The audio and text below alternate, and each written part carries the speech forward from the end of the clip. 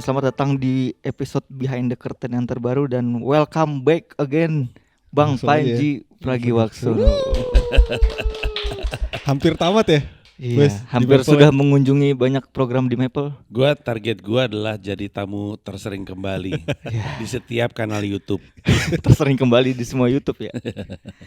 Kenapa kita bilangnya welcome back? Karena sebenarnya di program Behind the Curtain ini Gap dulu sempat terjadi sebuah interview internasional ya. Lu ya? Ketika kita bertandang ke New York waktu itu. Itu pertama kali Mas ya?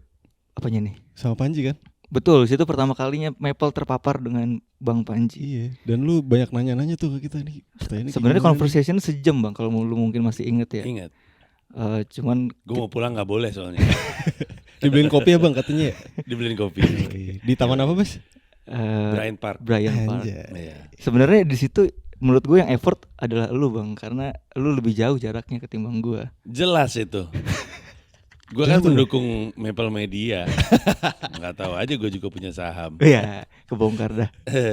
Bang, ini kira-kira bakal masuk ke daily vlog lu gak Bang? .id weekly vlog. Gue masukin. Nah, tapi ntar mungkin lu kelihatan gak apa-apa. Nggak apa-apa.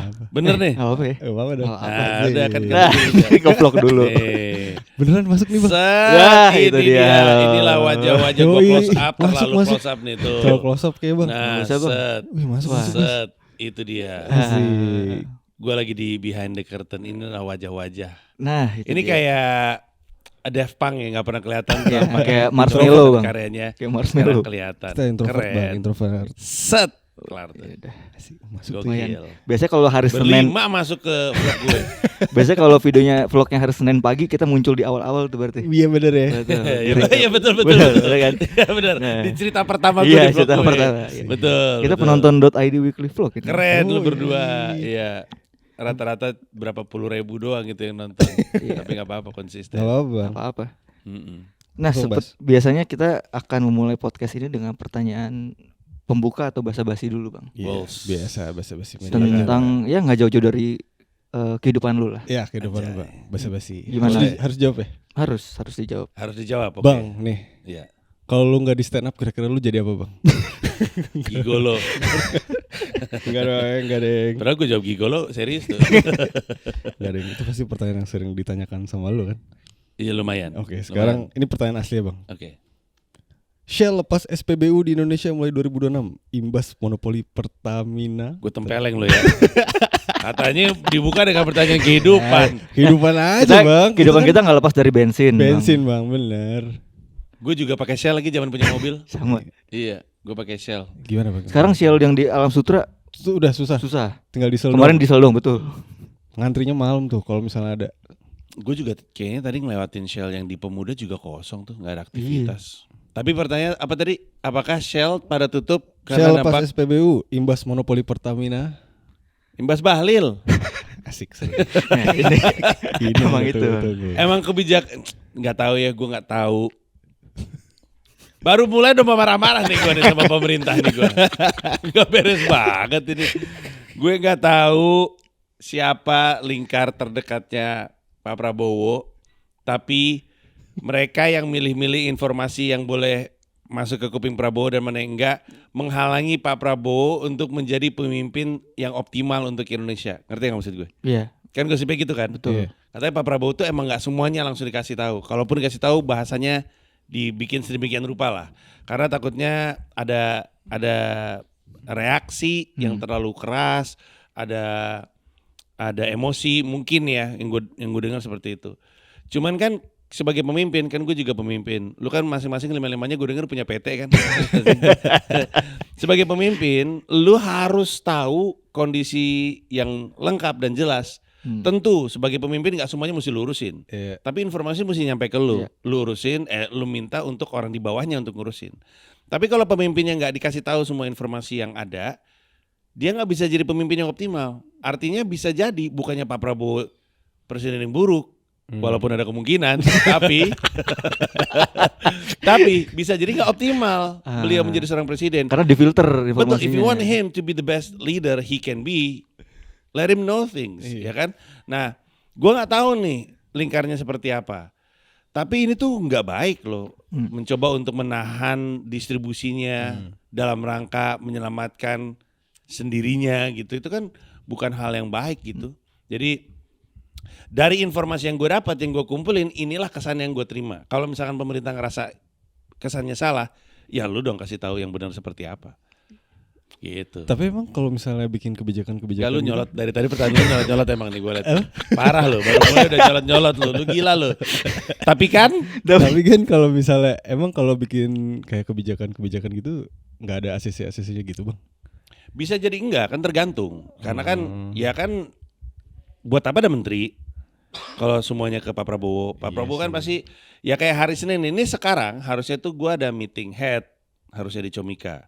Disitulah informasi didapatkan sifatnya koordinasi.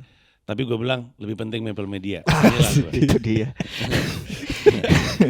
Enggak, tapi ada orang lain yang bisa memimpin rapat itu juga.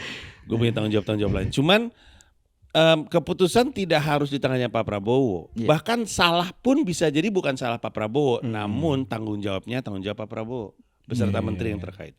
Jadi nggak tahu deh gue ini kayaknya mereka tuh lebih bingung lagi ngomongnya gimana ya. Gimana ya sekarang kita ngomongnya udah kayak gini ya. Gue rasa itu yang bikin mereka bingung. Abis jubirnya ngeblank semua kalau ngomong aneh-aneh. Tapi lu pernah undang skakmat Pak Bahlil gak sih bang?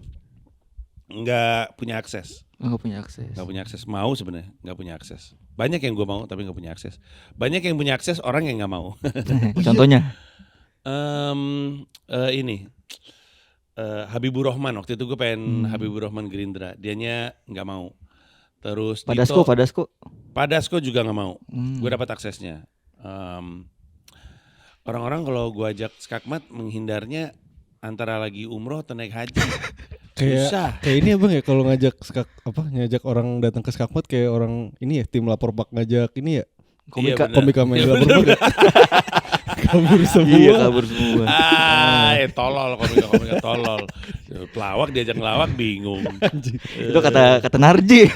Iya, itu kata Narji juga. Makanya gue bilang gue setuju sama Narji sebenarnya. Pelawak diajak ngelawak. Kalau komedian disuruh nge-MC, pengennya nge-MC kan? Iya, pengennya nge-MC karena sebenarnya pekerjaan yang relatif aman, bukannya merendahkan profesi Anda, tapi kan saya juga MC relatif aman. Ya di pekerjaan mana lu diperbolehkan untuk bawa contekan? Iya, lu bawa contekan, lu baca. Iya. Dan lu tidak diekspektasikan untuk lucu dianggap bonus. Kalau pelawak kan lucu adalah tujuannya. Iya, gitulah. Oke. Menarik ya. Pagi-pagi udah marah-marah. Lu, kamu cuma jawab pertanyaan. Kan lu yang resah sama Bahlil tadi lu bilang. Ngomongnya Bahlil lagi Pak, Bahlil gitu gila. Saya kan ngomongnya Pak Bahlil. Enggak, tadi dia ngomongnya si Bahlil parah. Gila lu. Oh, ini Bahlil gitu tadi dia. Mainnya framing ya. Iya. Anak Serapindo. Taunya cuma main framing. Gitu bang, kan gue juga ngerasain kesulitan juga ngisi bensin bang. Tapi emang kenapa lu gak pakai Pertamina? Gue udah gini bang, kalau dari dulu oplos. Enggak. Oh. Iya. Ada masalah itu ya, ada masalah kepercayaan. Sama gue ngerasa kalau pakai Pertamina tuh misalnya isi 300 ya, tapi cepet banget habis gitu. Lu menuduh. Kan gue merasakan. Enggak, tarikannya beda. Gue nggak tahu, tapi gue ngerasa gitu pas. Kan gue coba beberapa itu kan, kayak ada Shell, BP gitu-gitu. Ya kayak iritnya ya pas-pas aja gitu. Sama gue kalau ke BP enak sih bang, ditanyain ramah soalnya. Iya, Pertamina juga ramah. Emang iya? Menurut gua mah. Sebelum kita salam senyum. Satu lagi apa ya S-nya? Ada 3. Salam Sapa. senyum sapa. Yoi. Salam senyum sapa. Baik. kita akan bertanya banyak ke Bang Panji nih, mumpung dia sudah merelakan jadwal meetingnya ya. Bener. Hari ini.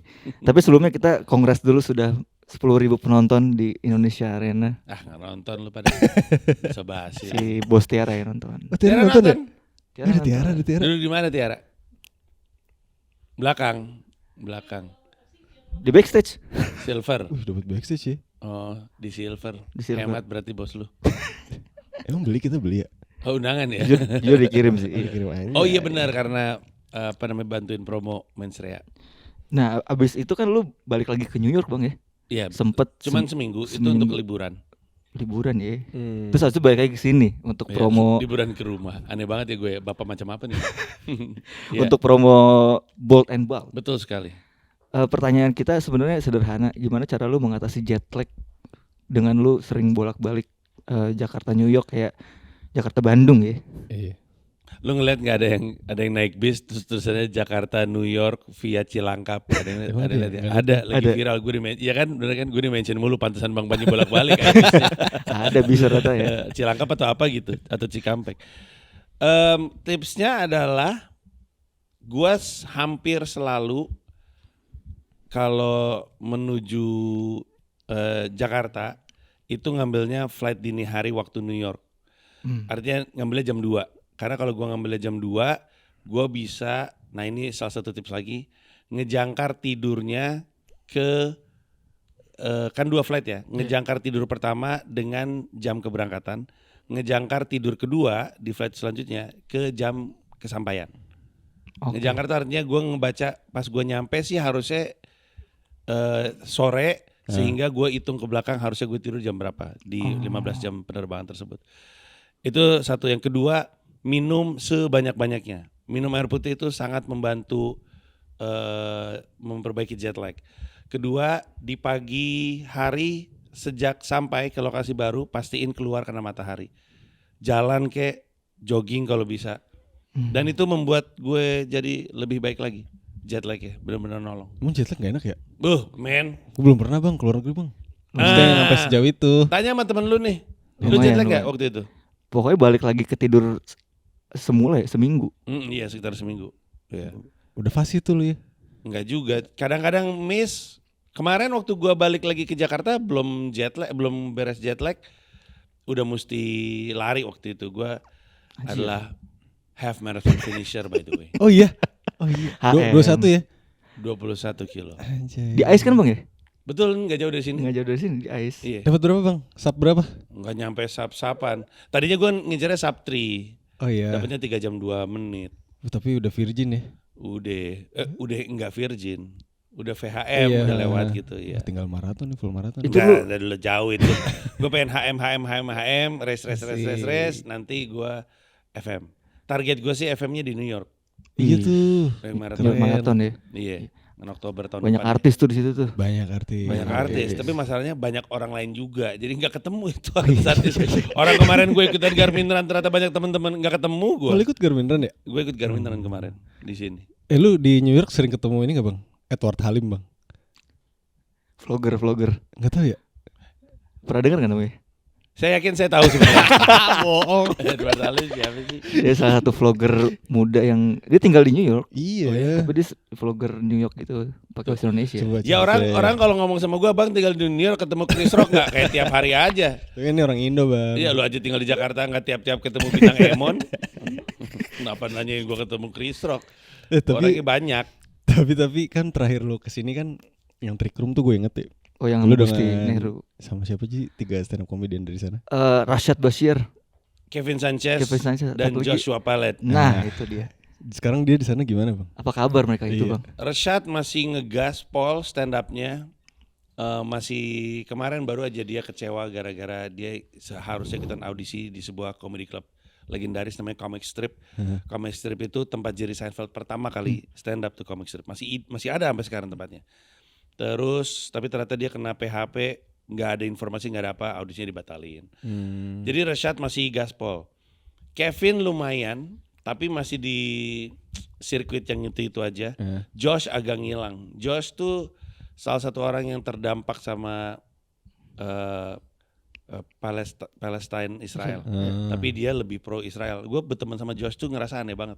Kita kan kadang-kadang kan kecuali lu kan Zionis, tapi kita semua ini kan relatif pro Israel. Enak IG banget. kita atau TikTok kita tuh kan pasti FVP-nya itu mulu, ya kan? Terdampak sama video-video dan foto-foto yang memilukan sekali.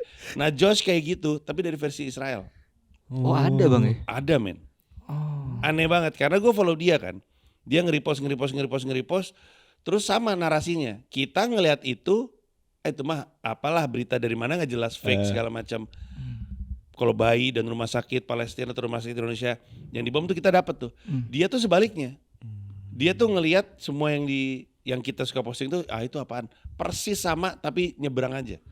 Makanya nggak tahu ya, berteman sama Josh itu ngasih perspektif yang aneh gitu. Buat gua, buat kita Palestina mah dijajah fix gitu. Kurang jelas apa coba kan. Tapi buat Josh enggak. Buat Josh itu ini tuh hak bangsa gue, ini tanah. Enggak tahu kenapa ada nih orang-orang gitu. Dan spirit yang Josh bawa itu mirip kayak spirit yang lagi populer sebenarnya. Kayak waktu itu lagi ada demo di Inggris kalau nggak salah soal orang keturunan India pada di demo, orang kulit putih demo untuk ngusir. Terus udah gitu ada juga demo-demo tentang anti turis di beberapa daerah di Italia terutama. Jadi spiritnya tuh kayak ya lu bayangin aja, lu lagi ada di sini, terus ada orang tiba-tiba tinggal di sini gitu. Kita mah lah itu mah kita kali Palestina gitu sama Israel. Jadi perspektifnya tuh benar-benar aneh banget. Pada akhirnya you believe what you want to believe aja sih. Gitu. Tapi dan sehingga dia jarang stand up sekarang. Karena itu ya. Iya, jarang stand up. Dia bahkan waktu ketemu gue bilang situasinya nggak tahu kenapa gue nggak bisa stand up ngeliat situasi sekarang gitu. Tapi pas lo ketemu dia suka kayak ada debat-debat gitu nggak bang? Nggak pernah. Nggak pernah. Dia malah lagi senang sama Indonesia. Oh ya? Karena Efek dari yang kemarin. Prabowo. Serius? Iya. Pidatonya Prabowo. My Indo people, terus ada emoji hati. Di mata dia dan banyak sekali orang Jewish, Pak Prabowo itu maaf ya. Ini menurut mereka nih. Menurut mereka tuh Pak Prabowo itu memihak pada, bukan memihak ya. Karena semuanya pada keras banget ke Israel kan. Cabut pas lagi pidato, mengumumkan bahwa mereka akhirnya mengakui Palestina sebagai sebuah negara. Pak Prabowo doang yang narasinya beda, itu yang diambil. Makanya waktu siapa namanya? Netanyahu ya, pidato, kan dia spesifik mengutip Pak Prabowo. Dan itu oleh orang Jewish dan yang di Israel tuh kayak, wah main nih, ada temen gitu. Kubu gua nih gitu. Iya, at least temen gua ngerasanya seperti itu. Iya. Banyak sih yang akhirnya berkomentar, ya mengomentari pidato Pak Prabowo ya. Banyak ya. Yang enggak, dia bukan gitu-gitu ada. Iya. Nggak tahu sih. Makanya balik lagi ke itu Pak Prabowo tuh kasih taunya apa sih pasti terdekatnya. Itu balik lagi ke situ lagi kan. Jadi ya nggak tahu lah, kita lihat aja. Lucu emang. Masih? Oke. Jadi kita juga sempat nonton ini sih Bang, sebenarnya tentang perpolitikan. Kan lu stay di New York gitu ya. Kita pernah nonton video lu sama Bang Yafi, anak LA. Yes. Waktu itu yang sempat dibahas adalah komentar kalian tentang pernyataan Pak Luhut tentang ngapain pindah ke luar negeri kalau lu jadi warga negara kelas 2 gitu. Tapi di situ akhirnya sempat juga kita sempat ngeliat juga ada tweetnya Awan Fis, Ben Fis. Dia menilai bahwa mental kita di Indonesia tuh ya rakyatnya nerimo aja. Kayak ya jadi yang kita pengen tahu dari lu sebenarnya penentuan kebijakan politik di Indonesia sama di US tuh sebagaimana perbedaannya sih Bang sebenarnya. Karena kalau misalkan tadi lu bilang kita juga nggak merasa kita adalah bagian dari, mendingan kita jadi warga negara ketiga gitu ya, warga kelas 3 daripada di sini juga kita nggak merasa kita warga negara kelas 1-nya juga gitu. Seperti yang lu bilangin sama Bang Yafi gitu. Kalau lu bisa compare dengan di US gimana? Anda punya berapa jam? Panjang nih. Singkat aja. Senyamannya aja. Orang-orangnya, individu-individunya di sirkuit perpolitikan Amerika dan Indonesia, orangnya, kualitasnya, intensinya nggak beda. Oke. Orangnya sama. Tapi sistemnya yang pada akhirnya menentukan cara bermainnya udah jauh lebih dewasa dan jauh lebih matang di sana ketimbang di sini. Ini berlaku di segala macam hal. Kayak di stand up aja. Kalau dibilang apakah mereka lebih lucu? Enggak. Apakah mereka lebih disiplin? Enggak. Kalau individu mah sama-sama aja. Di pendidikan, enak ya anak-anak sekolahnya gratis. Iya itu. Di sana, apakah kemudian guru-gurunya lebih baik? Enggak juga. Guru malas ada, guru tolol ada di mana-mana. Tapi sistemnya itu udah jauh lebih matang, sistemnya itu udah jauh lebih dewasa. Sistemnya menentukan cara bermainnya, dan itulah yang membuat politik di Amerika Serikat mau nggak mau harus kita akuin emang lebih maju. Ya gimana orang merdekanya 1776, kita merdeka 1945. Emang ketinggalan. Nah cuman itulah yang membuat, gue gak tau gue pernah ngomong ini di sini atau enggak ya, karena gue kan di sini udah 826 kali kalau gue salah di Maple nih.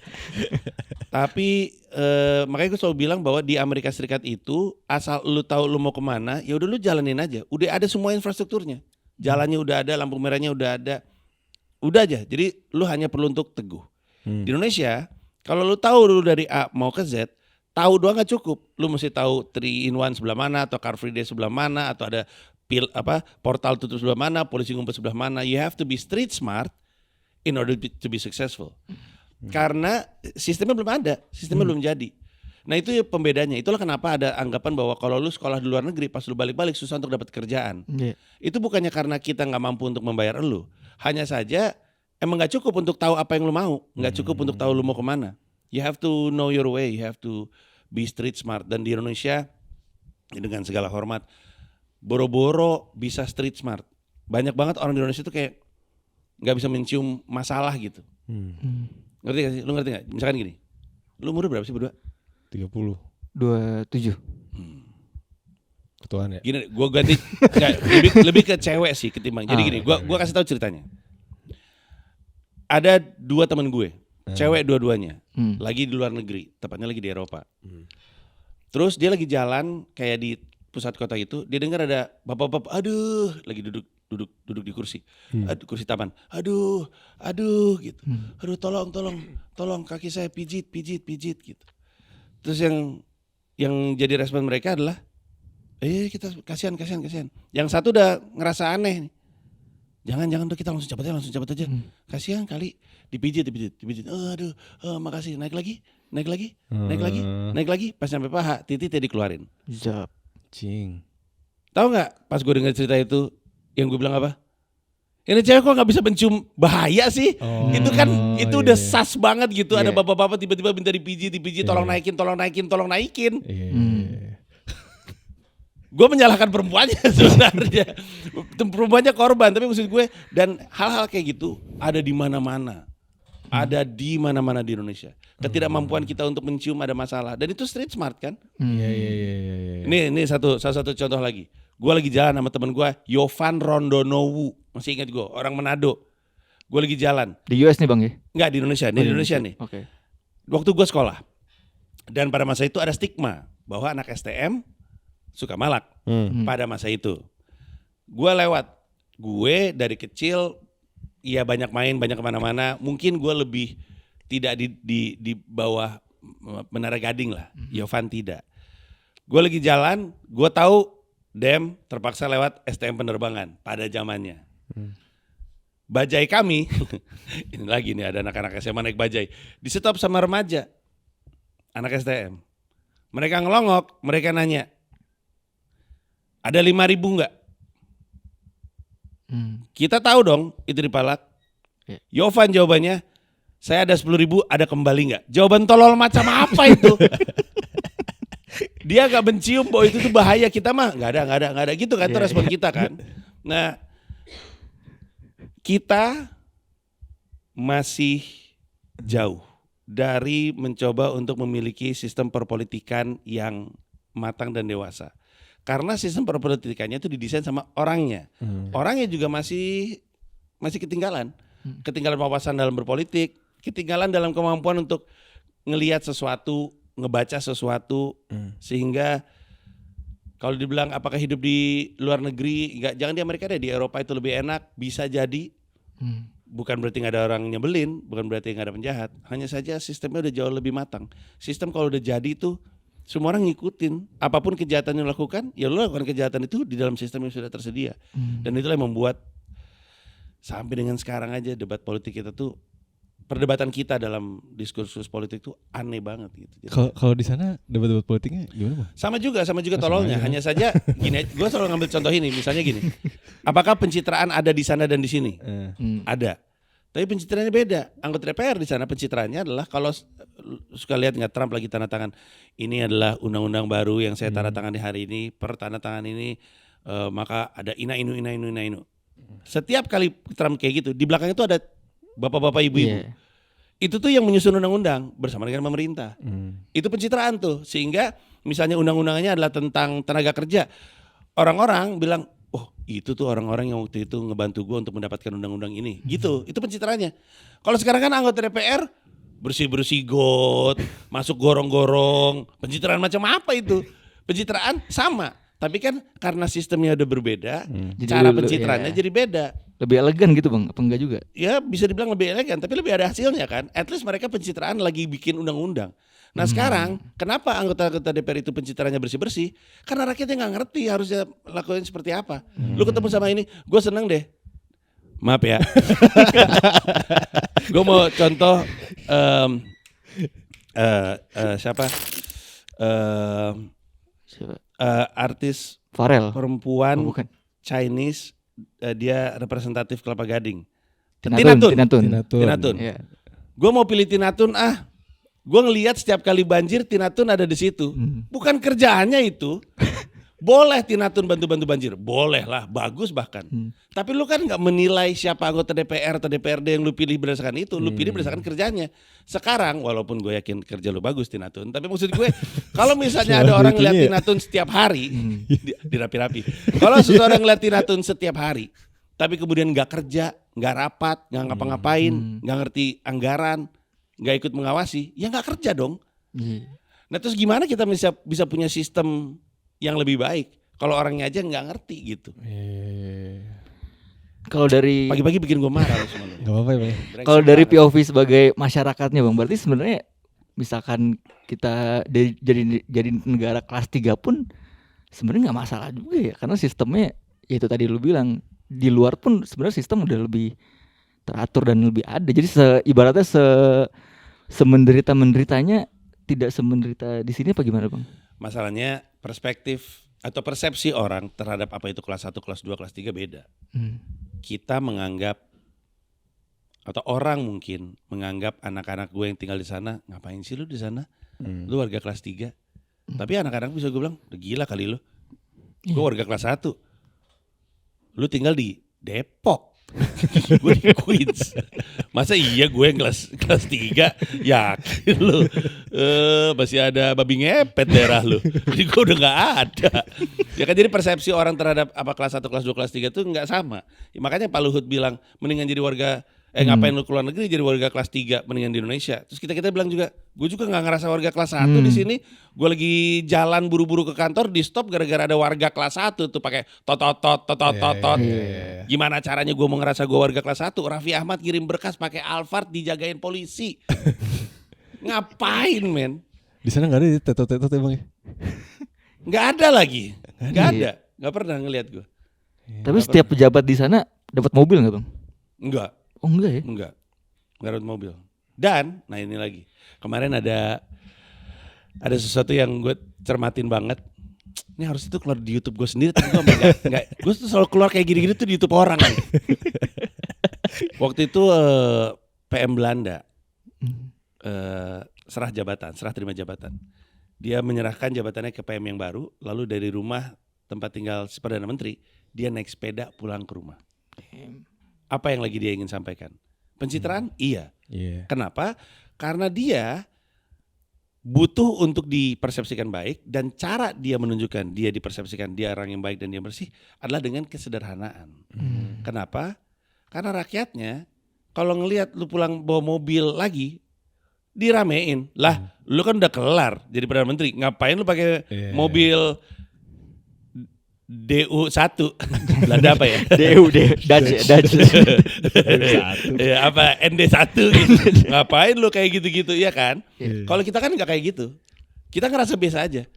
Kita baru sekarang protes menteri punya mobil, menteri punya rumah, ya kan? Yang lain-lain udah jauh lebih dulu. Nah kan ujung-ujungnya kan jadi kayak telat ya? Iya, bukan telat. Kalau bisa disebut permasalahan adalah kita masih muda, udah kena sosial media. Lu pikir waktu tahun 1776 di Amerika nggak berisik juga, cuman gak ada Twitter aja. Koran ya. Iya. Jadi ya butuh waktu, tapi untung ada media-media seperti Maple yang membantu mencerdaskan bangsa. Respect. tatapannya. Keren. Bang, mau nanya bang. Gue juga sekali sih. Oh, boleh, boleh, Mumpung masih Tampol-tampolan dulu deh, relevan. Sikat banget. Di video lu ada ini judul yang cukup menohok adalah kebohongan politik terbesar di Indonesia. Anjay. Itu kita tonton tuh. Dan situ intinya adalah lu bilang udah mah tahu masuk sana nggak bakal bisa ngerubah apa-apa, tapi lu minta gaji gede. Ibaratnya gitu kan bang, kalau beli konklusinya. Di US sendiri kayak gitu nggak bang? Ada nggak? Kalau di sana kan, kalau di video itu kan ibaratnya kita dikasih tahu bahwa udah mau masuk, lu belum tentu bisa ngapa-ngapain nih karena keputusan ada di partai politik kan. Nah sementara kalau di US lu melihatnya, kalau kita komparasikan kembali ya, sebenarnya ada nggak orang-orang politisi yang emang niat untuk masuk dan merubah dari dalam? Ada, sebagaimana di Indonesia juga ada. Dan di sana kan kondisi keputusan partainya kan tidak serta-merta ditentuin sama pimpinan partainya sebenarnya. Dan bukan cuma di Amerika, di negara-negara lain juga enggak.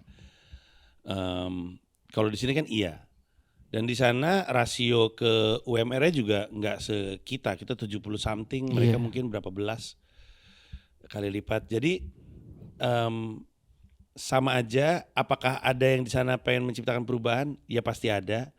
Tapi di Amerika gue rasa siapapun yang masuk ke politik itu pasti ujung-ujungnya karena mencari kuasa. Nah kuasa setinggi apa yang jadi target mereka beda-beda tiap orang. Dan beda-beda tiap orang menilai momentum dia sendiri. Kayak AOC kayaknya baru sekarang deh jadi pembicaraan nyapres. Pada masa itu mungkin AOC nargetinnya, mungkin ya gue juga gak tahu. Mungkin AOC nargetinnya jadi mayor. Mungkin ya. Walaupun nggak tahu ya, gue juga menurut gue sebenarnya namanya lebih terkenal dia daripada Zahroni ya. Kok Zahroni siapa? Zohran Mamdani, Zahroni. Zohran Mamdani. Tapi Zohran Mamdani yang maju, gue juga nggak tahu. Tapi setiap orang yang masuk berpolitik mungkin awalnya idealis, banyak yang emang udah nggak idealis. Tapi pun yang idealis sadar bahwa what am I doing? Kalau gue masuk ke politik, this is the game, this is the career ladder gitu. Jadi ya sama-sama aja. Walaupun pada akhirnya mereka terus mikir kemana ya gue gitu. Bang, nanya bang. Nih, tadi kan ngebahas soal Pak Luhut ya. Kan gue sempet nonton video lu tuh yang ini lo yang ngomong nih. Pak Luhut kan kayak avatar ngendalin semua elemen. Pertanyaan gue adalah kalau di sana tuh ada yang kayak gitu juga gak sih bang? Ada juga ya? Ada. Tapi jadi omongan gak? Jadi juga? Iya. Oke. Biasanya wapresnya. Okay. Iya. Coba perhatiin. Coba buka lagi dan tonton lagi video tentang wapresnya. Dan sorry ya, ini relatif lebih sering terjadi di Republikan ketimbang di Demokrat sebenarnya. Karena historically kalau kita nengok ke Clinton, Demokrat itu lebih mirip penempel aja sih, nempel. Agak kayak di kita dibutuhkan untuk cari suara. Di Republikan itu coba cek wakil presidennya W. Bush deh. Itu tuh waktu itu sering dibahas orang sebagaimana kita ngebahas Luhut. Ada filmnya juga lagi. Ada filmnya yang main Christian Bale. Christian Bale jadi siapa ya? Gue lupa. Tapi di film itu Dick Cheney. Filmnya judulnya Cheney. Oke. Di film itu digambarkan bahwa Cheney ini memanfaatkan ngeblanknya W. Bush untuk kepentingan dia sendiri. Kan jadinya mirip kayak kita ngomongin Pak Luhut ya. Walaupun Pak Luhut itu, permasalahan gue terhadap Pak Luhut itu adalah bahwa dia dipakai di mana-mana menunjukkan jauhnya disparitas kualitas di pemerintahan Pak Jokowi. Ngerti gak? Ada gap. Kalau ada satu orang megang 10, pertanyaan besar lo kan adalah yang lain kenapa? Iya kan? Iya, gitu doang aja. Enak banget memang sebuah perusahaan kalau punya Lionel Messi-nya atau Cristiano Ronaldo-nya terus kita bilang udah kita menumpu di sekitar dia aja deh. Emang enak, tapi kan gak baik. Itu orang cabut, dengan presidennya cabut, sistemnya gak jadi. Sebenarnya yang kita bicarain dari tadi adalah kapan kita punya sistem yang baik, kan gitu. Susah. Tapi yang gue ini mungkin agak agak jauh juga ya. Kita mundur ke belakang ya. Waktu lu stand up di Mata Najwa sih sebenarnya yang lu ngomongin Pak Luhut secara terang benderang dan itu di acara on air ya Bang ya. Live. Itu viral sampai bokap nyokap gue juga nonton tuh. Itu aman Bang? Aman ya? Gue sering dapat pertanyaan ini Iya. dan gue mencoba untuk selalu menjelaskan kenapa gue aman. Gue takut orang lain ngeliat gue aman berpikir dia bisa aman. Nah iya, itu dia. Satu, gue aman karena gue berteman sama semua orang termasuk yang di pemerintahan. Iya. Cucunya Pak Luhut gue kenal, tinggalnya di New York, kerja di sebuah kafe, saya pernah iya? jajan di situ. Oh iya Bang. Iya. Gua kenal banyak orang di banyak kantong-kantong politik. Sehingga kalaupun ada yang tersinggung di sana, ada temen gue menjelaskan enggak lagi itu cuman ina-inu. Dengan itu, salah satu yang bisa dipastikan adalah bahwa orang-orang tahu gue ini nggak punya niat jahat. Emang gue pelawak aja udah. Nah jadi jangan berpikir ketika lu ngelakuin lu juga aman kayak gua. Itu satu. Karena lu gak berteman. Beberapa di antara emang mungkin beneran benci. Gua gak benci. Kalau gua benci gua gak akan milih Rahayu Saraswati Joyhadikusumo jadi anggota DPR gua pada masa itu. Dan yang kedua adalah menurut gua ya pemerintah ya aparat itu jauh lebih seneng nekan yang gak punya nama ketimbang yang punya nama. Kenapa? Karena yang punya nama ibarat lagi berdiri, dia berdiri di puncak bukit. Lu apa-apain dia semua orang lihat, rame lu.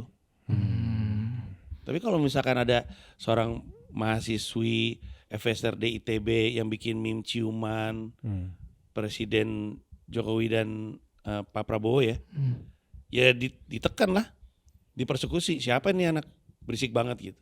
Itu yang paling bikin gue marah.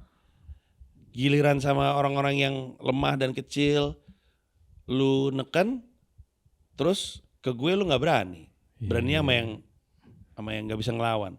Nah itulah kenapa gue bilang lu jangan sotoy, termasuk ke komika goblok, lu jangan ngomong-ngomong politik lu.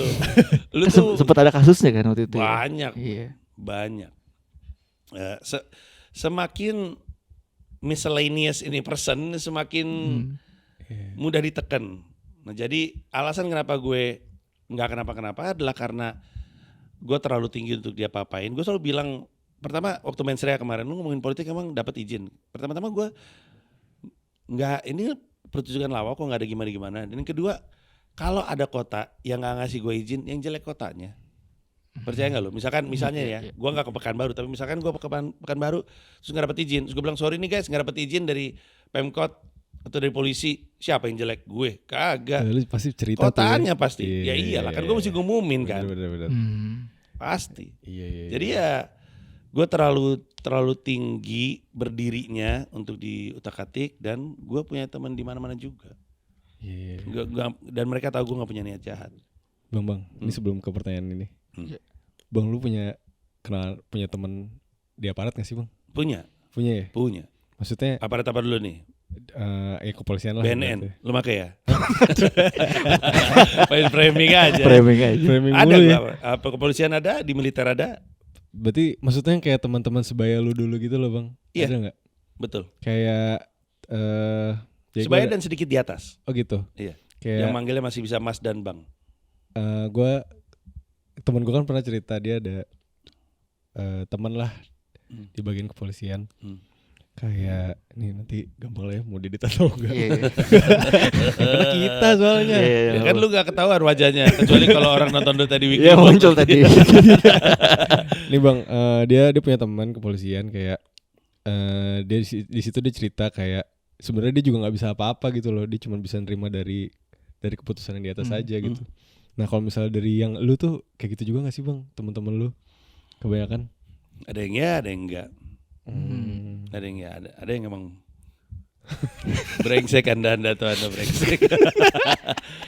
Ada juga yang kayak gitu, tapi gue pengen menggunakan kesempatan ini untuk bilang that is one of the biggest bullshit ever.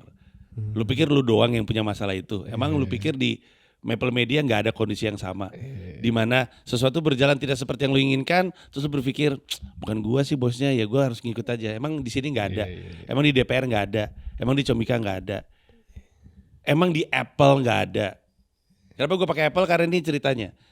Salah satu yang membuat Apple sukses adalah Steve Jobs punya orang yang bisa ngedebat Steve Jobs.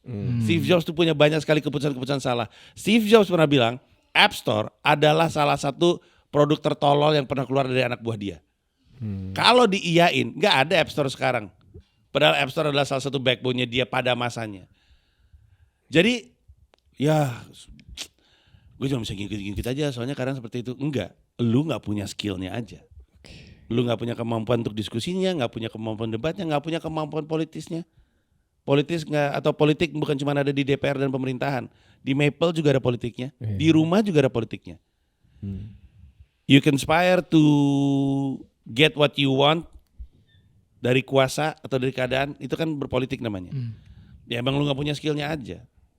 Dan kenapa gua bilang kayak gini? Karena kalau lu atau kita nggak sadar hal ini, bahwa lu tuh bisa punya kuasa untuk mengubah keadaan, ya nggak berubah keadaan kita, nggak berubah keadaan di polisi, nggak berubah keadaan di DPR, nggak berubah keadaan di Comika, nggak berubah keadaan di Maple, nggak berubah keadaan di mana-mana. Status quo itu harus ada yang challenge, even internally. Dan kita sebenarnya ngelihat status quo berubah di partai-partai politik. Ada sejumlah partai politik yang dulunya partai fanbase, nggak jadi lagi.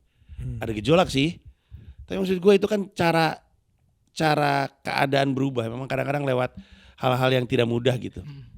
Ya cuman temen lu nggak bisa kayak gitu. Lu klip ini, abis itu ini kata Bang Panji. Ini kata Bang Panji nih, lihat. Bisa nggak ya di klip? Bisa. Aman ya, aman. Aman aja ya. Oke. Lanjut Gap. Lu. Tapi sebutkan nama panjang lu kepada penonton. Jangan.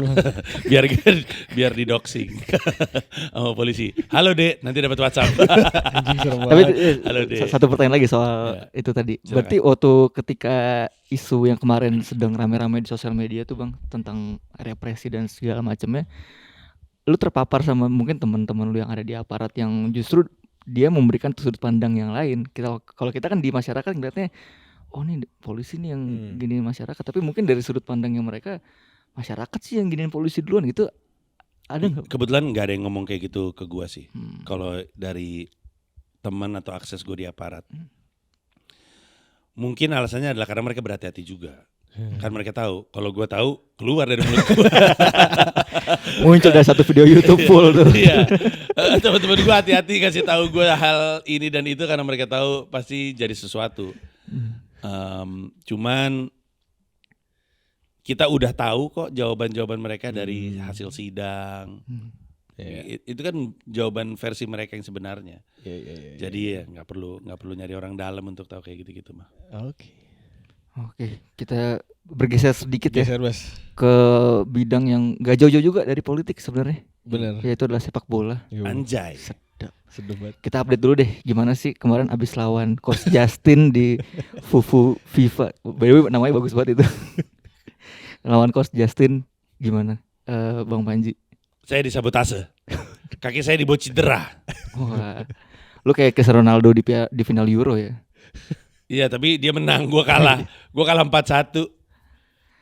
Menurut lu gimana performa Coach Justin di umur dia yang sudah mungkin menyentuh Berapa sih? berapa ya? 70? Nih, 60? ini bedanya Coach Justin sama gua. 70. Coach Justin umurnya kagak, umurnya 50 Oh something. 50, sorry. Gua 46. Gua lebih muda dari Anjing dia. tua banget. Gua dan dia adalah dua orang tertua di lapangan. Oke. Dia 50 something, gua 46. Ini bedanya Coach Justin dan gua dalam bermain bola. Dia ingat umurnya 50-an, gua nggak ingat umur gua 40-an. Oke. Gua main kayak gua umur 20-an. Bola-bola masih gua kejar, masih sprint, masih mencoba untuk rainbow flick. Nyoba tuh lu ya. Itu yang bikin gua kena ini. Jadi entering the game, masuk ke permainan tuh gua udah cedera. Hamstring gua sobek sebenarnya. Karena HM, bukan? Bukan, mungkin ada dampaknya sama HM. Jadi nggak fully recovery. Seminggu kemudian gue main bola. Ceritanya seleksi mau milih 2 followers untuk main di Fufu FIFA. Karena dari 10 pemain 8 komika 2 followers. Dia juga kayak gitu, 8 pundit 2 followers. Terus itu hari Selasa, gue ingat hari Selasa sore. Gue lagi main bola. Permainan berjalan dengan lancar. tiba-tiba ada bola through yang gua kejar. Padahal nggak perlu gua kejar, kenapa? Ada 2 back lebih deket. Iya. Tapi gua kejar karena biasanya, apalagi kalau yang amatir, Error. 2 back kalau ngedeket error, Iya, suka bingung, nggak ngomong, nggak komunikasi. Iya. Deket gawang, gua kejar kan. Pas gua lari, paha gua tuh ada gitu. Oh iya, di paha tuh Iya, ya. di sini. Terus akhirnya cedera deh tuh gua. Besoknya gua langsung fisioterapi, dry needle segala macam, bisa jalan. Kata si fisioterapinya, jangan diforsir ya. Bisa sih main, jangan diforsir ya. Oke. Hari Minggu gua main. Gua sempat sprint tuh. Sampai gua ngerasa paha gua kenapa-kenapa, gua bilang, pelan-pelan deh, jangan diforsir. Tiba-tiba ada bola nih. Set. Gua one on one sama backnya Koci. Gue bilang rainbow flick lucu. Kepikiran tuh ya. Padahal gue gak pernah melakukan rainbow flick sebelumnya. Tapi kan di kepala gue I'm entertaining people karena ada streamingnya kan. Iya, Di streaming benar, di YouTube, benar, di benar. YouTube Koci dan YouTube gue. Iya. Boleh lah ada highlight-highlight dikit. Karena kalau highlight peluang udah ada tuh. Gue sundulan hampir masuk. Segala macam gitu-gitu lah. Pas mau rainbow flick. Bukan rainbow flicknya sebenarnya yang bikin betis gue gitu. Berasa tak ada sesuatu. Tapi pas gak berhasil rainbow flick. Mendaratnya ya. Pas mendarat gue mau gocek. Nah itu yang kemudian bunyi tak gitu langsung. Aduh ini berasa ini. Pas gue coba untuk jalan, nah ini mah sama. Kayaknya karena gue nahan yang di sini bebannya jadi di betis dua-duanya. Kan suka gitu ya. Iya. Dan akhirnya kena deh. Terus ya udah. Kanan kiri dong. Enggak, dua-duanya di kiri men. Dua-duanya kiri. Jadi karena ininya cedera, ininya nggak gue forsir. Iya. Bebannya turun ke sini. Tak gitu. Beban ke kakinya gitu. Iya. Terus ya udah akhirnya kena deh. 4-1 tuh ya. Pas 1. Sebenarnya waktu babak 1 tuh 1 sama kalau gue nggak salah. Babak kedua 2-1, terus 3-4-nya dalam waktu mungkin sama 7 menit selangnya atau mungkin 5 menit. Udah pada males, udah pada capek bolak-balik. 90 menit ya bang? Enggak. Cuman 20 menit kali 2 men, itu Oh, juga iya. di water break di 40, tengah-tengah. Oh 40. Ada 40 menit. Iya. Terus juga Jadi- lapangannya itu mini soccer berarti bang ya? Sebenarnya lebih gede dari mini soccer tuh, lapangan bola dibagi 2. Iya. Kalau Oh, mini soccer kan iya, lebih kecil iya. lagi ya. Cuman ya sebenarnya saya respect sama timnya Koci, tapi tidak terhadap Koci. Anda fuck Koci. Ya, Berarti Koci gue bilang jadi- sama dia, gue balas tanggal 4 Oktober di acara Global Ten Belt. Oh mainnya di Karena sini sebenarnya itu acara sebenarnya. ya? Cuman ada bos Comika punya ide, lucu juga nih, Iya. pre-eventnya bola. Cedera gue. Kita sempat lihat juga beberapa cuplikan pertandingan kemarin ya. Di situ Koci lumayan agak ngetrik mah ada itu. Iya. Nah, dia itu seneng banget step over dia. Iya. Ya, tapi dia nggak ada larinya tuh. Dia nggak Iya. lari kayak kalau gue kan lari soalnya. Gue seneng banget lari. Iya. Cuman kalau dia udah ngerti nggak mesti lari, tapi step over ada. Betul lu Dembele tuh kemarin tuh ya. Doyan lari ya. Nistelrooy gue ini. Panji Nistelrooy. Masih ada yang tahu gak sih Mr. Targetnya. Roy jajan udah Masa berapa? Tahu nggak lah, masa ada. nggak tahu. Kayaknya sekarang lebih kenal Nistelrooy daripada Nistelrooy deh.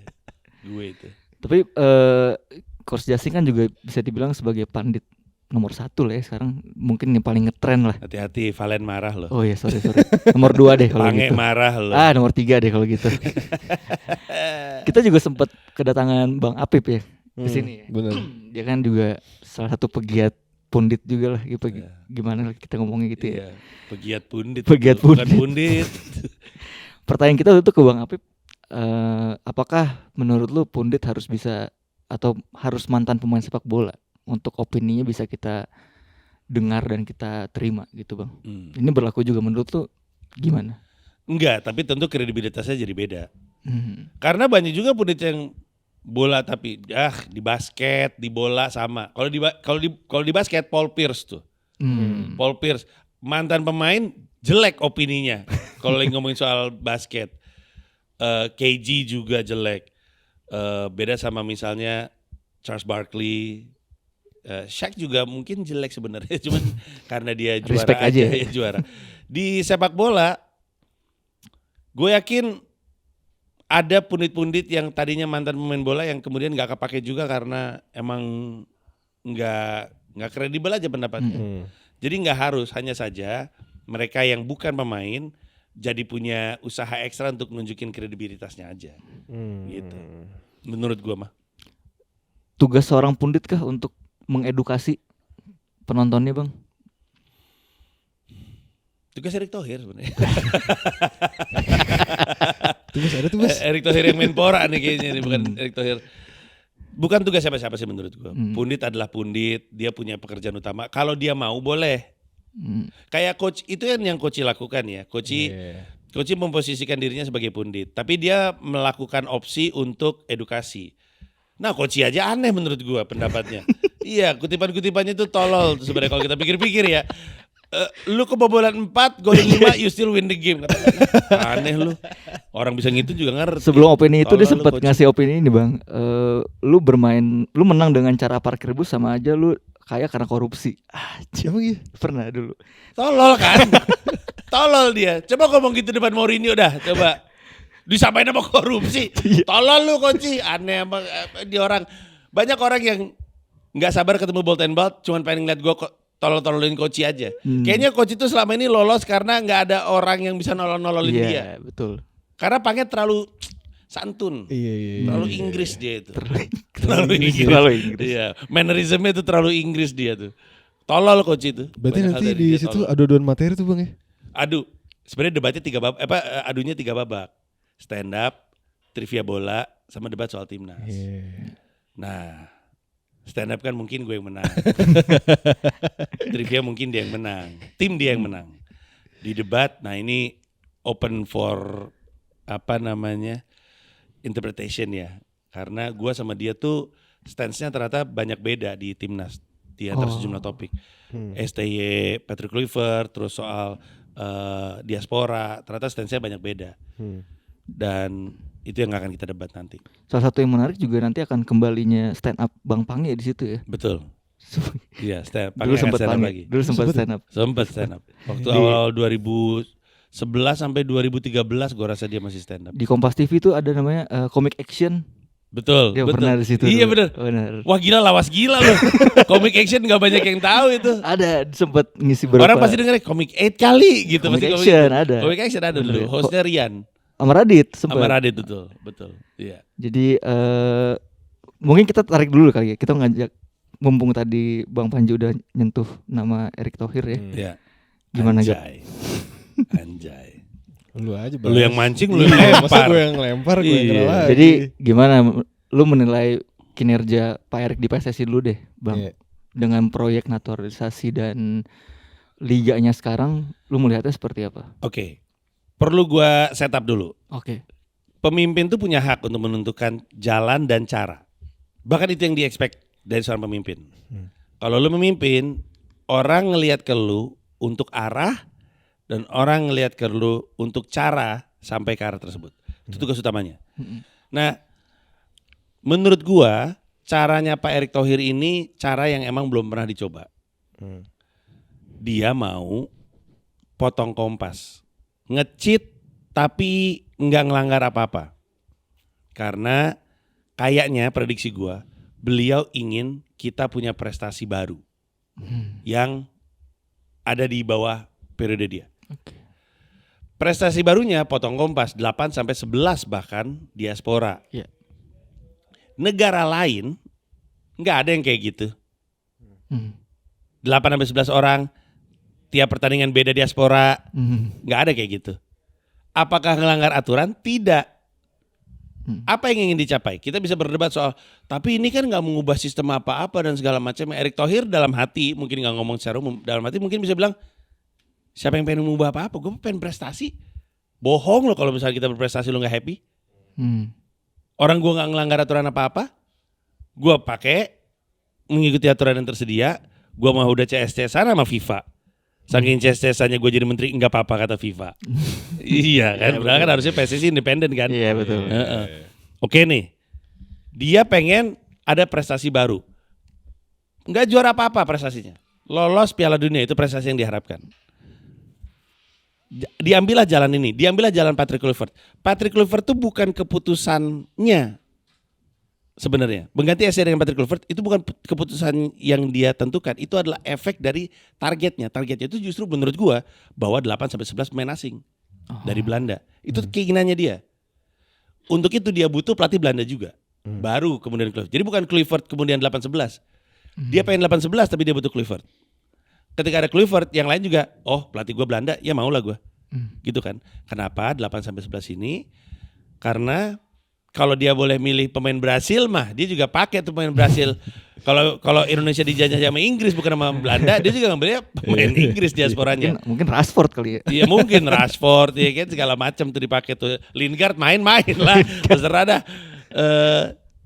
Jadi dia carilah pemain-pemain yang budayanya sebagai pemain level budaya Piala Dunia. Gue kemarin habis viral gara-gara gue bilang, Iya, gue nonton. gue bilang masalahnya itu adalah dia ini 8-11 orang ini mengekspos buruknya budaya pemain timnas selama ini. Ngerokok 3 bungkus sehari, begadang sampai jam 3, makan mie goreng jumbo jam 1. Itu mah Siapa tuh, Bang? kita. Itu mah kita. Siapa itu? Ya banyak pemain-pemain. Nah ini gue sebut aja deh, jangan marah-marah Anda. Soalnya yang dalam tanda kutip semacam mengglorifikasi pemain Cedera juga. Rocky Putirai Oke. pernah ngegolin 2 gol ke gawang AC Milan dengan Dida sebagai kipernya. Keren dong. Keren. Dida. Dia ngegolin 2. Ini waktu dia di Hong Kong All Star. Dia main di klub Hong Kong. Oh nih, Kice. Iya, dia FC, main. ya. Dia main di Hong Kong. Nih dia main di All Star Game versus Hong Kong All Star versus AC Milan. Dia golin 2. Dia ngomong sama gue, lu tahu nggak sebelum pertandingan gue makan apa? Pop mie, kata gue. Anjing lu emang. Sebenarnya bukan pop mie per se, tapi cup mie cup gitu. Terus kata gue, lu jangan ngoceh-ngoceh sama orang nih, nanti pemain-pemain zaman sekarang nguruk. Rocky Putri makan mie cup 2 bisa golin 2 makannya bisa golin 2. Tapi kan itu kan mengglorifikasi kultur yang buruk gitu. Nah jadi dia berpikir, dia nengok ke dalam. Ini sih sebenarnya kalau misalkan gue mau bikin perubahan yang mendasar dari liganya, terus pengembangannya yang mana itu adalah perannya Menpora juga sebenarnya. Udah mah gue nggak punya kuasa lama. Gue butuh sesuatu dari prestasi ini. Gue butuh leverage dari prestasi ini. Kata Erick Thohir, menurut keyakinan saya ya, Erick Thohir. Gue mau sekarang, gue mau cepet. Budaya mesti dibangun, mending gue ambil aja budayanya yang udah jadi.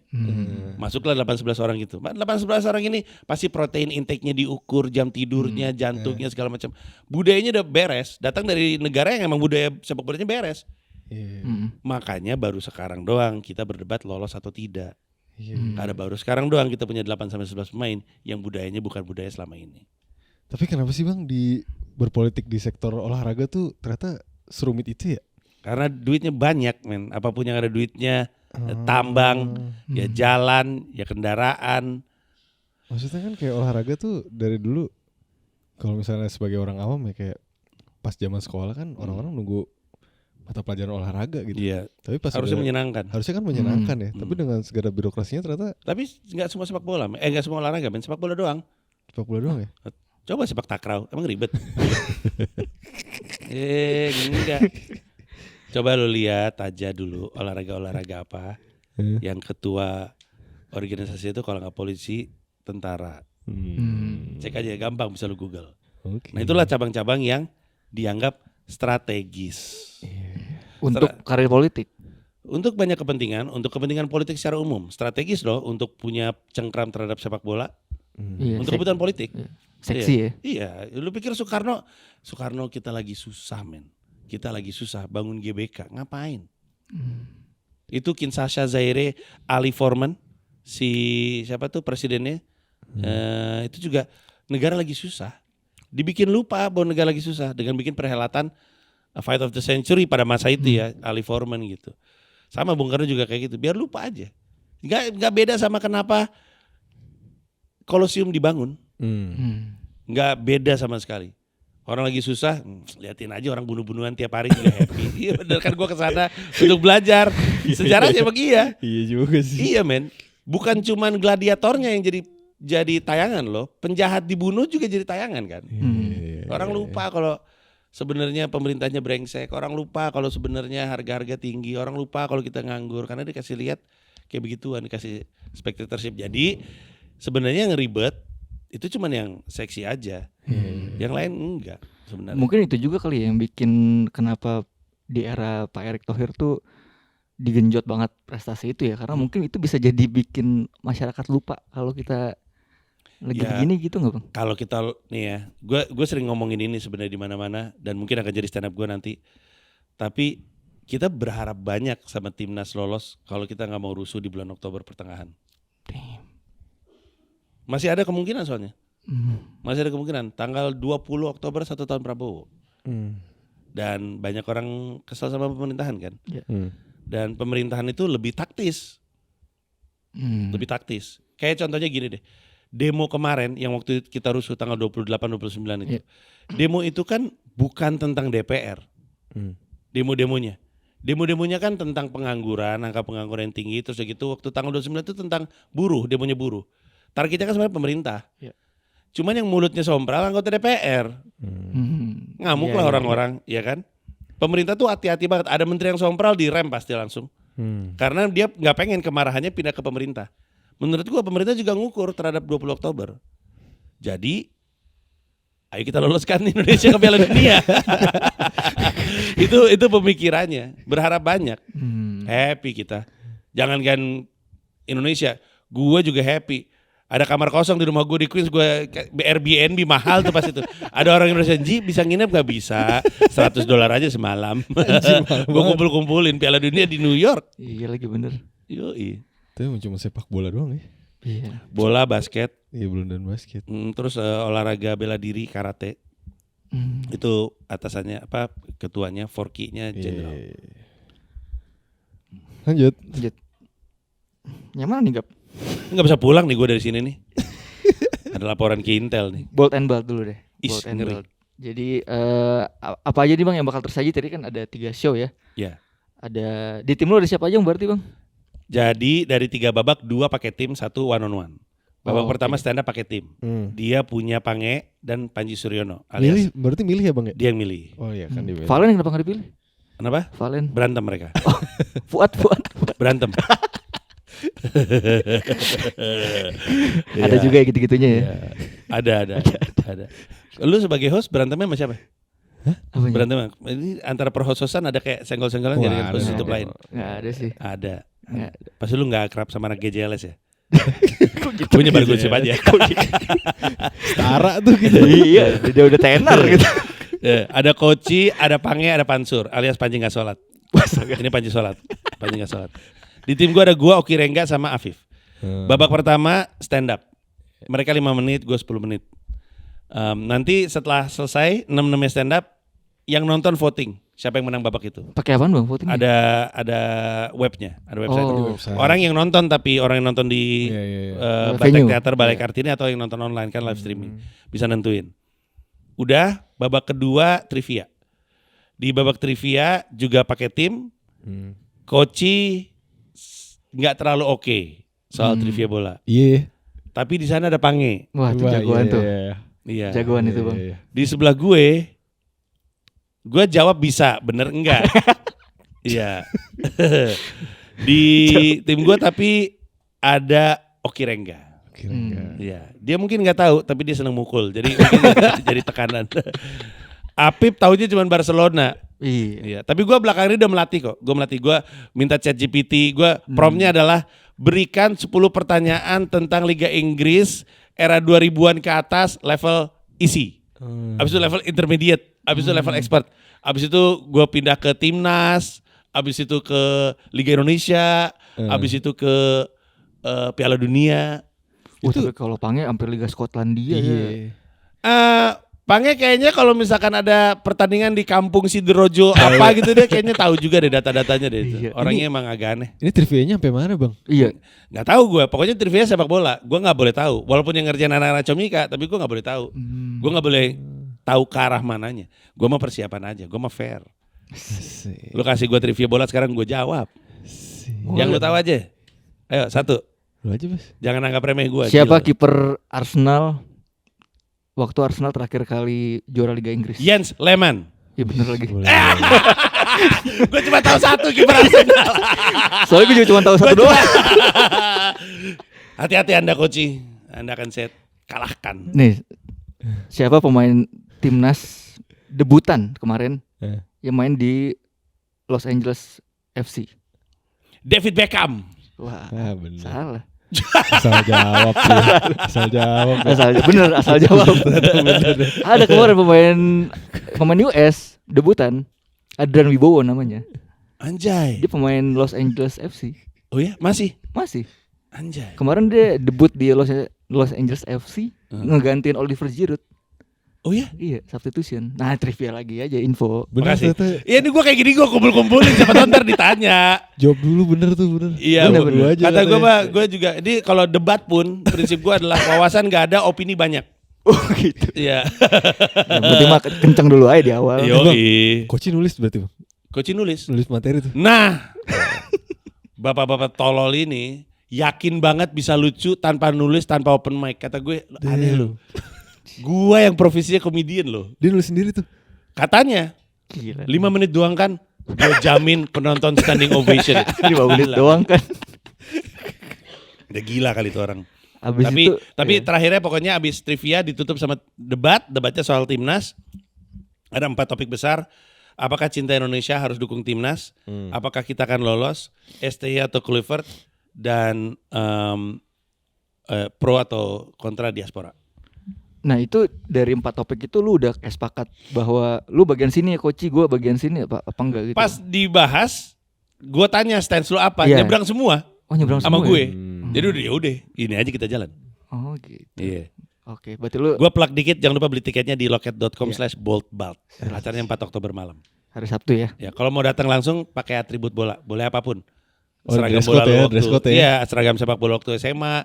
Terserah ada tuh, cuman bawa tifosi bebas. Asal jangan bawa apa tuh yang berisik. Jangan. Ini apa namanya? Aduh, yang di Afrika Selatan tuh. Anjing, Vuvuzela. Vuvuzela. Iya, Trivia lagi. dan Jadul jangan bawa banget. flare. Hmm. Ntar kerusuhan, Bawa ntar flare bakar-bakaran. Gitu. Oke Nanti lah. gue siapin polisi tapi tanpa gas air mata. Jadi selesaikan kanjuruhan. Asik. Callback. Callback jauh bener. Tapi masih harus diselesaikan. Bener. Oke, jadi jangan lupa tanggal 4 Oktober ya, Betul. teman-teman ya. Betul. Berarti kan sekarang lu sudah menjabat kembali Bang ya sebagai CEO ya. Betul. Dengan lu udah lebih sering di Indo ini, apakah berarti inisiasi show kayak gini bakal sering ada ya? Iya, dan itulah alasan kenapa gue nggak ada lagi di dalam tubuh gue keinginan untuk bikin spesial lagi. Biasanya ada, kreatifnya ada mulu. Tapi sekarang lagi nggak ada. Habis kayaknya, semuanya ke Comika. Creatively, energy wise, focus wise, concentration wise ke Comika. Karena Bold and Bald tuh baru yang Oktober. Iya. November ada Adili Idola, roasting Fedi Nuril. Ini lagi berisik banget nih orang di Twitter. Ini dia lagi berantem sama Hasan Nasbi soal jilat-jilatan. Enak banget ya name dropnya. Iya, Fedi Nuril di roasting sama komedian. Ada aktor juga, aktor perempuan yang pernah jadi istri di salah satu filmnya Fedi Nuril. Nanti akan di-announce. Habis itu ada Founder Lu Five. pernah nge-spill Bang setelah gue? Oh iya ya? Iya, Nirina kan? Betul sekali. Nirina Zubaidir. Nirina Zubir. Oke. Terus di Desember tanggal 14 ada The Founder Five. Kami berlima. Tapi ini mah lucu-lucuan. Ini mah udah biasa kami ngelawak. Itu lanjutin dari yang waktu itu ya? Betul sekali. Kemarin bos kita datang tuh. Iya. Waktu yang 2024 itu kan di Sentul SICC. Itu ada yang ada potongannya di YouTube kan Bang ya? Ada fotonya beberapa dikit ya. Itu sekarang dipindahin ke Istora, lebih dekat. Dan waktu itu ceritanya nggak selesai sebenarnya. Iya. Cuman ditutup di tengah-tengah gara-gara ada teman gue satu fokus ke pentil gue mulu. Jadilah durasinya manjang kan. Nah sekarang unfinished business, kita akan lanjutin ceritanya. Gitu. Berarti itu akan ada jeda lu balik ke New York lagi atau hajar Ada. terus? Di Oktober pertengahan gue akan balik ke New York. Dari tanggal 11-an sampai tanggal 31 gue di New York. Kesini lagi di bulan November. Terus di sini terus. Mungkin di mid November gue balik seminggu karena Mila sama Syira ulang tahun di minggu yang sama. Jadi gue balik. Terus nanti setelah selesai The Founder, terus kami ada kayak raker. Terus baru gue balik ke New York. Agak lamaan. Itu gimana Bang berkarir di New York? Udah mendekati tujuan lu apa masih jauh? Kalau dari 1 sampai 10 tujuan gue kayaknya baru di 2 sih, atau Masih di 3. 2 ya? Iya. Iya. Di 3. Tapi menurut gue progresnya untuk 3 tahun pertama rada kenceng sih. 3 itu gue anggap 3 lah. 3 itu karena gue udah fix yakin gue bisa bikin orang ketawa pakai bahasa Inggris. Iya, iya. Karena waktu di tahun 2024 gue bikin 10,000 hour tour. Itu judul spesial gue dalam bahasa Inggris. Terus gue ke 20 kota. Di Amerika kota besar sampai kota kecil, di Eropa pakai bahasa Inggris. Dan memang penontonnya nggak banyak. Tapi kan yang dicari kan gue bisa nggak sih bikin orang-orang ini ketawa. Dan udah berhasil. So that I tick that box. Sekarang gimana caranya gue punya nilai jual di Amerika Serikat, itu perjuangan beda lagi. Nah punya nilai jual itu nanti ujung-ujungnya adalah kesempatan kerja yang lebih banyak, nilai yang lebih tinggi, terus saja baru dibangun. Tapi itu yang selama lu di sana lu ada timnya sendiri kan untuk ngurusin. Selama gue di sana, Hah? oh iyalah kan ada 28 orang di Comika. Iya. Masa gue tinggal diem, mereka jadi AFK, gue melo-melin mereka. Makanya gue bisa kesini karena tim gue bisa kerja sendiri. Oh, iya. Makanya kenapa sekarang gue nggak pernah marah-marah lagi. Banyak yang suka nanya, kok lu nggak pernah marah-marah lagi sih Iya. dibanding dulu gitu. Karena sekarang gue percaya, gue juga nanya sama diri gue sendiri, kenapa gue sekarang nggak pernah marah-marah ya? Karena mereka juga ada salah. Cuman sekarang kemungkinan besar ya, gue lebih percaya sama tim gue. Dan gue lebih gak buru-buru. Kalau dulu tuh gue ada kayak buru-buru gitu. I want everything to be settled now. Kalau sekarang I'm not in a rush. Gue gak ninggalin Comika. Apa salahnya 3 tahun berantakan kalau perusahaan ini mau ada untuk 300 tahun gitu. It doesn't matter, right? I'm taking my time. Yang paling penting adalah sistem. Waktu gue balik pertama kali, yang langsung gue setup tuh SOP. Yeah. Karena setelah gue balik, karena waktu gue pertama kali jadi CEO dan sekarang beda lah. Dulu gue pikir gue CEO, gue cuman bos. Ketika gue balik, gue tahu apa yang salah sama perusahaan gue. Salah satu hal yang paling sering gue temui adalah bingung, kerjanya bingung. Harusnya gimana, harusnya seperti apa. Itu kan karena gak ada SOP-nya. Jadi workshop SOP banyak banget. Udah jadi SOP-nya masih numbuh. Dan ketaatan terhadap SOP adalah masalah yang lain lagi. Nah jadi karena gue tahu yang mesti di-setup adalah sistem dan itu butuh waktu dan kultur. Waktu gue ninggalin Comika, gue belum bisa nempelin kultur yang gue harapkan ada di perusahaan. Sehingga kultur itu rusak, bukan rusak ya, nggak ada yang dorong, nggak ada yang, adanya kultur Panji bukan kultur Comika. Terus sekarang lagi dicoba untuk dibangun, karena ngebangun SOP, ngebangun standar kerja, ngebangun sistem kerja dan ngebangun kultur bukan hal yang sama dan bukan hal yang mudah. Gua nggak buru-buru, jadi I'm taking my time. Ada marahnya, tapi nggak kayak dulu lagi. Emang dulu marah gimana sih bang? Oh, gue makan orang, kepalanya hilang, gitu, kepalanya dimakan. Mungkin rutin lari juga berpengaruh nggak bang ke temperamen Enggak, diri lo? Enggak ya? lebih sehat, Lebih sehat. bukan rutin lari, lebih sehat. Physically, mentally, sangat berpengaruh. Gua rutin ketemu psikolog sekarang. Gua tidur udah nggak pernah di atas jam 12 kecuali jet lag ya. Jet lag itu juga kadang-kadang soalnya gue telan melatonin, kadang-kadang suka nggak nolong. Tapi ya tidurnya dijaga di bawah jam 12, makannya kayak sekarang gue omet. Gue udah omet dari mungkin udah hampir 2 bulan gue omet. Dan udah itu menurut gue lebih sehat, bikin gue menjadi pemimpin yang lebih baik. Asik. Dan ini penting, banyak yang gak sadar ini, tapi ini penting. Pemimpin harus punya waktu untuk bengong. Karena kalau enggak, pemimpin bisa terlalu overwhelmed dengan operation stuff. Dia lupa tugas dia tuh sebenarnya bukan cuma mimpin untuk hari ini. Bahkan orang operations itu ngelihat perusahaan sebagaimana dia hari ini. Gua tuh harusnya ngelihat perusahaan sebagaimana dia bisa jadi suatu hari nanti.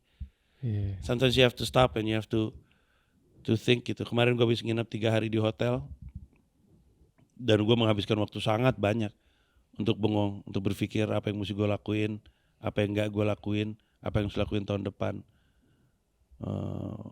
Berpikir tuh luxury untuk orang yang daily-nya tuh warawiri. Anjing bagus banget itu. Tapi kalau laki-laki mah bengong mah Sehari-hari. Jorok lu mah, lu ngomong jorok. Berarti bengong yang lu maksud adalah yang ambil jeda waktu beberapa hari ya? Iya, karena enggak harus beberapa hari, beberapa jam. Beberapa jam juga, Iya. oke. Iya, harus. Dan ini beda dengan me time. Ada juga me time-nya. Ini tuh masa pengeraman gitu loh. Dulu gua pernah kuliah, diajarin sama Profesor Primadi Tabrani. Dia bilang bengong itu istilahnya lain. Dia pakai pengeraman ya. Berpikir aja, diam untuk mikir gitu. Dan itu dibutuhkan, pemimpin butuh itu. Pemimpin mesti ingat bahwa karena kan kadang-kadang pemimpin ngelihat runway 2 minggu runway perusahaan gua ngeliat runway gitu. Jadi kan agak-agak panik gitu. I mean if you're handling problems for the now, you miss out on handling problems in the future gitu. Sedap. Ngeri banget ya. Quotes lagi. Gue cuman bagusnya di quotes doang. Menjalankan perusahaan masih ngeblank. Oke lah. Vertikal. Dah. Apalagi pertanyaannya? Last question, Bas. Last question ya. Last question kita ganti aja, jangan yang itu. Ih, langsung. Udah dijawab. Play by ear nih Play by ear. kayak olahraga nih. Iya. Ini sih Bang, apa tadi? Gue penasaran ini juga. Oh dulu waktu kita ketemu di Bryant Park, lo sempat bilang kayak waktu gue paling cuman 2-3 tahun nih di sini. Lu sempat ngomong kayak gitu. Terus gue sempat nanya, kalau misalkan itu nggak works Bang, lu bakal ada opsi pekerjaan lain nggak? Produser podcast kata lu. Nah itu lu melihat ada opsi pekerjaan lain yang bisa lo lakukan? Banyak. Gue udah membuka diri gue untuk banyak pekerjaan kok. Dari produser podcast sampai barista. Oh iya. Iya. Udah pernah dilakukan Bang? Belum. Oh. Tapi opsi itu ada. Asisten ke komika. Cuman kan waktu itu kita ngomongin soal 3 tahun tuh soal berapa lama waktu yang gue kasih ke diri gue sendiri kan. 3 tahun dengan asumsi kalau kelihatan trajektorinya oke kita lanjut. Kalau enggak kita balik. Sekarang trajektorinya ada, pelan sih. Tapi alasan kenapa kami masih di situ adalah karena anak-anak yang pengen. Anak-anak yang pengen balik ke Indonesia. Dan untuk pilihan karir mereka kemungkinan besar emang tempat terbaiknya ada di situ. At least ceilingnya lebih tinggi, sistemnya lebih jadi. Sekarang kerjaan gue adalah nyangkul untuk keluarga gue aja. Gue melakukan hal yang kalau dari luar emang kelihatan kayak tolol. Orang, bapak nih suami, kerjanya di Jakarta, keluarganya di Indramayu. Betul kan? Iya. Karena biaya hidup di Indramayu rendah, Iya. biaya hidup di Jakarta tinggi, tapi rupiahnya kepake. Bener-bener. Enak banget di situ. Gue kebalik. Keluarga gue ibaratnya nih, keluarga gue tinggalnya di Jakarta, di Alam Sutra, guanya kerjanya di Indramayu. Iya. Jadi gue mesti di Indramayu kerja kayak orang gila sih untuk punya duit yang bisa menghidupi anak-anak dan istri gue di Jakarta, di Alam Sutra kurang lebihnya. That's what I'm doing. Makanya emang berat, tapi memang ini hidup gue tuh cuma supaya anak-anak gue sayang sama gue sampai gue tua, udah itu doang. Itu dia quotes lah. Jadi gue pengen melakukan perjuangan ini, moga-moga anak gue tanpa harus dikasih tahu bahwa pada suatu masa dalam hidupnya bokap gue kayak orang gila sih untuk memastikan gue bisa dapat apa yang gue mau. Udah di fase-fase ini ya Bang ya? Anak gue kuliah 1 SMA 1 men. Iya. Kuliah mahal itu ya Bang. Iya, belum seks bebasnya. Pusing gue. Pusing. Oke lah kalau begitu, terima kasih Bang Panji sudah mampir ke Maple untuk kesekian kalinya ya. Sama-sama. Bentar lagi tamat deh pokoknya kalau udah Iya. ke Diksi. Nanti kita bikin program baru lagi ntar Bang Panji lagi. Tiap kali gue kesini bungkus acaranya. Iya. Jangan dong Bas. Gue kayak apa dementor. Tapi enggak kok. YouTube lain gue samperin masih hidup aja. Masih. Lu berarti yang tolol. Maka aja salah gue lagi anjing lu. Oke. Gue nanti mau kesini. Lu ada acara apa lagi? Gue lagi nargetin. Gue nih sekarang di YouTube-nya orang tuh sekarang ranking tertinggi sebagai tamu yang sering balik. Di sini juga. Karena ngasih value mulu gue. Sedap. Ayolah bikin lah. Apa kek? Apa? Gue yang di kebun-kebunan udah. Diksi Yang belum. sama- Kebun-kebunan lagi. Iya. yang apa namanya? Tiara udah Tiara. Tiara Oh, udah. udah. Yang waktu itu sama almarhum. Udah. Oh, Udah. Electric Room. Iya. Ini udah. Ada sama Sarah Tobing mau. Sarah Tobing ngomongin apa? Sama sih gini-gini juga. Cuman dia sama Cantik Tahril ada berdua. Yoi. Namanya Diksi. Aku banget. Please dong. Udah abis itu tamat lu Bang kalau udah Iya. gitu. Yang bikin lagi dah acara dah apa dah. Iya Udah deh. ada Tiara nanti ngobrol. Tahu aja. nggak kenapa gua mau kesini. Gue kemana nanya, ditawarin ke Maple mau nggak mau? Tahu nggak kenapa? Kenapa itu? Tapi gue nggak ngerti alasannya kenapa. Tapi kalau gue ke Maple, yang ngeklip banyak banget. Masa? Pasti iya? jadi klip ya. Bukannya di mana-mana lu banyak yang ngeklip. Enggak, tapi ini nah, di tempat-tempat lain yang ngeklip gue tuh membawa kasus pada diri gue. Mungkin itu lebih bawa tepatnya. berkah ya, Bang. Kalau ini membantu brand gue. Alhamdulillah. Iya, bagi gue kesini. Mantap. Iya. Kita klip lagi ntar. Ntar Tuh. Comika di situ dah. Boleh. Biar gampang ke sana aja langsung. Ayo. Biar cepet. Boleh. Aduh. Deh. Iya. Udah. Oke kalau gitu terima kasih Bang Bang Panji. Thank you.